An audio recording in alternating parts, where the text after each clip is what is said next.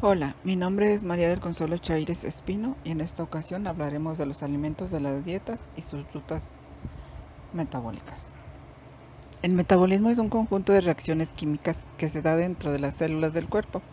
Estas reacciones son las responsables de transportar todos los alimentos que se ingieren en el combustible necesario para llevar adelante todas las funciones vitales, desde respirar hasta moverse y hacen posible que las células estén sanas y funcionando adecuadamente.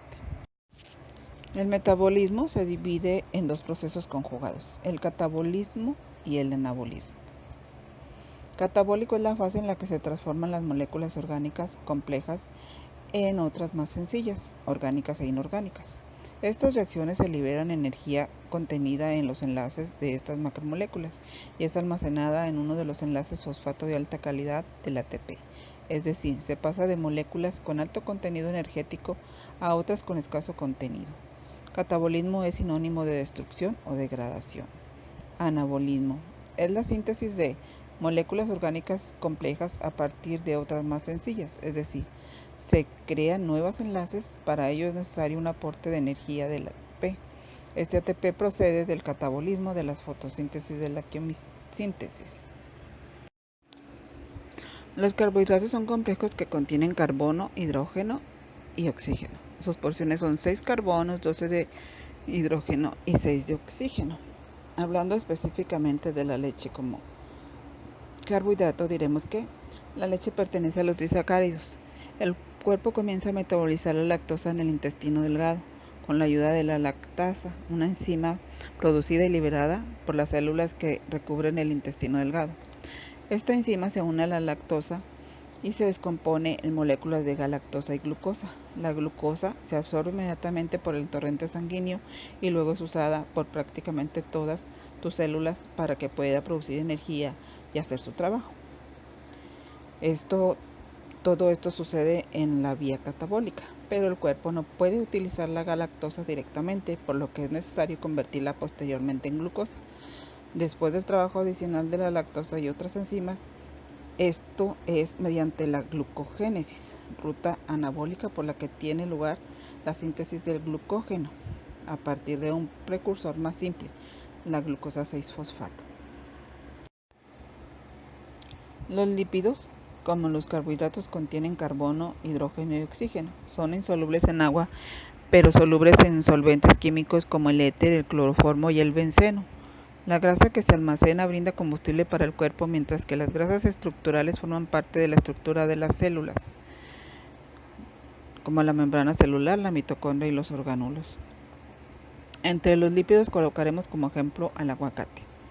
El aguacate pertenece a los lípidos monoinsaturados y es metabolizado mediante vía catabólica, beta-oxidación de los ácidos grasos.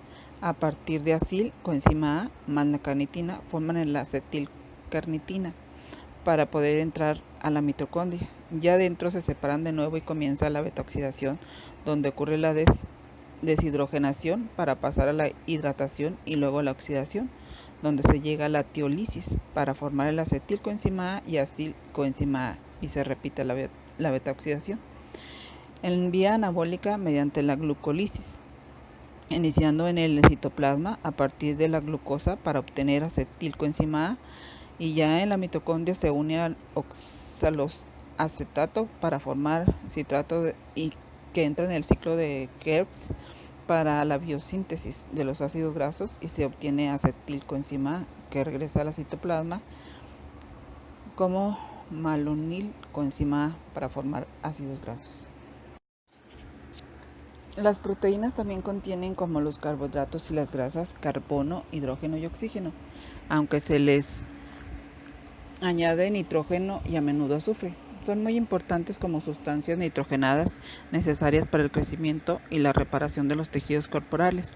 Las proteínas son el principal componente estructural de las células y los tejidos y contribuyen la mayor porción de sustancias de los músculos y órganos, aparte del agua. Entre las proteínas colocaremos como ejemplo el pescado. El contenido de nitrogenado proteico es en el músculo del pescado del 2 al 3%, atendiendo su composición en aminoácidos, se puede decir que es una proteína de alto valor biológico.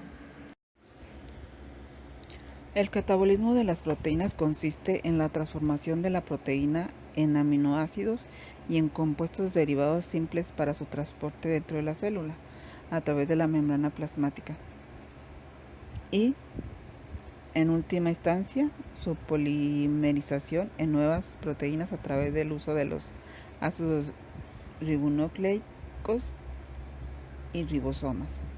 El catabolismo de las proteínas, que consiste en la descomposición de macromoléculas, es principalmente un proceso digestivo. Este proceso se lleva a cabo normalmente endo y exoproteasas no específicas. Sin embargo, se utilizan proteasas específicas a partir de las proteínas para funciones reguladoras. Los aminoácidos producidos por el catabolismo pueden ser reciclados directamente, utilizados para crear nuevos aminoácidos. Las proteínas están formadas por 21 aminoácidos diferentes y están en diversas vías metabólicas, tanto para su síntesis como para su degradación. El trabajo de la vía anabólica es de sintetizar moléculas orgánicas más complejas a partir de otros más sencillos, con requerimiento de energía. Almacena energía mediante enlaces químicos en moléculas orgánicas y forma componentes celulares y tejidos corporales y crecimiento. A nivel energético, el ATP sirve luego como fuente de energía para las reacciones endergónicas que requieren energía y se produce ADP. Conclusión: tanto en anabolismo como en el catabolismo tienen lugar en 3 fases. El catabolismo. En la fase 1, las grandes moléculas se degradan en sus monómeros como enzimas específicas. Esto ocurre fuera de la célula, como en la digestión. En la fase 2, los monómeros son degradados por procesos específicos hasta acetilcoenzima A. Se produce algo de ATP en la glucosis, la bioxidación y la transaminación. En la fase 3, el acetilcoenzima A es oxidado hasta CO2 y H2O, originando gran cantidad de NADH y ATP. Ocurre esto en la mitocondria. También se genera ATP en la fosforilación oxidativa. En el anabolismo comienza la fase 3 por los pequeños compuestos originados de la fase 3 del catabolismo, y en la fase 2 se forman los monómeros y en la fase 1 se forman los polímeros. Bueno, eso sería todo. Muchas gracias por la atención prestada.